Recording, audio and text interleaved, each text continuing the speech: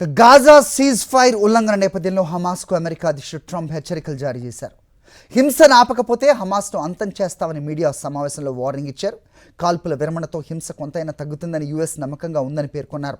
పదే పదే ఉల్లంఘిస్తే కౌంటర్ తప్పదని, భయంకరంగా ఉంటుందని హెచ్చరించారు.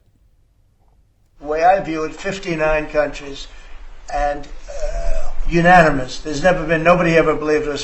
Countries that 4 months ago didn't like each other and now they're all aligned together.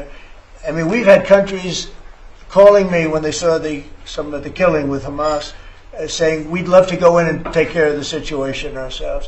In addition, you have Israel would go in 2 minutes if I asked them to go in. I could tell them, go in and take care of it. But right now we haven't said that. We're going to give it a little chance and hopefully there will be a little less violence. But right now, you know, they're violent people. Hamas has been very violent.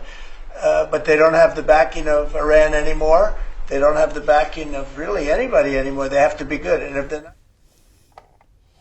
అలాగే చైనాకు మరోసారి warning ఇచ్చారు American president Donald Trump. తమ దేశంతో ఒప్పందం చేసుకోకపోతే 155% సుంకాలు చెల్లించాల్సి వస్తుందని హెచ్చరించారు. నవంబర్ 1 నుంచే పెరిగిన టారిఫ్స్ చెల్లించాల్సి వస్తుందన్నారు. డ్రాగన్ కంట్రీకి అగ్రరాజ్యంపై అపారమైన గౌరవం ఉందని, అందువల్లే ఎక్కువ టారిఫ్లు చెల్లిస్తోందని సెటైరికల్గా ఆయన మాట్లాడారు. చాలా దేశాల్లో చైనా అమెరికాను సద్వినియోగం చేసుకోలేకపోతుందన్నారు. ఓవైపు వార్నింగ్ ఇస్తూనే జిన్పింగ్తో 2 వారాల్లో సౌత్ కొరియాలో సమావేశం కానున్నట్లు ప్రకటించారు ట్రంప్.